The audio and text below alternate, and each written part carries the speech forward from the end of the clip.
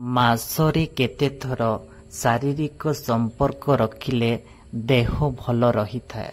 ଆଉ ଥରେ, ମାସରେ କେତେ ଥର ଶାରୀରିକ ସମ୍ପର୍କ ରଖିଲେ ଦେହ ଭଲ ରହିଥାଏ? 4 ଥର, 6 ଥର, 8 ଥର, 10 ଥର। ତ ସାଙ୍ଗମାନେ ୟାର ସଠିକ ଉତ୍ତର ହେଉଛି 8 ଥର। ମାସରେ 8 ଥର ଶାରୀରିକ ସମ୍ପର୍କ ରଖିଲେ ଦେହ ସୁସ୍ଥ ରହିଥାଏ। କିସ୍ ବା ଚୁମ୍ବନ ଦେଲେ କେଉଁ ରୋଗ ହୋଇନଥାଏ? ଆଉ ଥରେ, କିସ୍ ବା ଚୁମ୍ବନ ଦେଲେ କେଉଁ ରୋଗ ହୋଇନଥାଏ? କିଡନୀ, ଫୁସଫୁସ୍, ହୃଦରୋଗ, ଧାତୁ ରୋଗ।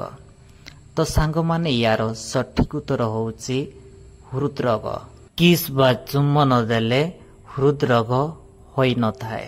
ତ ସାଙ୍ଗମାନେ ଏମିତିକା ଭିଡ଼ିଓ ଯଦି ଆପଣମାନଙ୍କୁ ଭଲ ଲାଗୁଛି ତ କମେଣ୍ଟ କରନ୍ତୁ। ନେକ୍ସଟ ଏମିତିକା ଆହୁରି ଭିଡ଼ିଓ ଆଣିକି ଆସିବୁ। ଆଉ ଏମିତିକା ଭିଡ଼ିଓ ଯଦି ଆପଣମାନଙ୍କୁ ଭଲ ଲାଗୁନି ତ ତାହା ବି ଆପଣମାନେ କମେଣ୍ଟ କରନ୍ତୁ।